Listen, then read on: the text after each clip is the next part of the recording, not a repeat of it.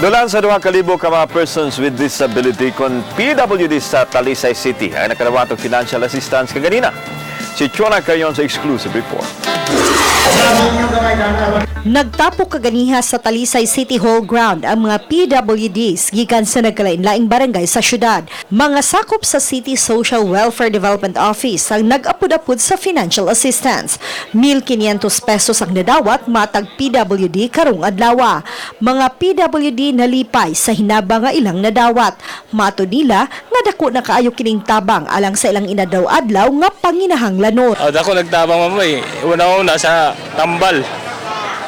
Ikadua sa bugas. Kada adlaw na diaper tapos sa kinahanglanan na ako na tambal. Ang matag PWD sa Talisay City makadawat og tag 3,000 pesos nga hinabang pinansyal matag tuig nga i-distribute matag Hulyo ug Disyembre. Adunay 1,800 ka mga registered PWDs ang dakbayan. Uban ni Marlon Melgaso, Chona Carrion, Balitang Bisdak.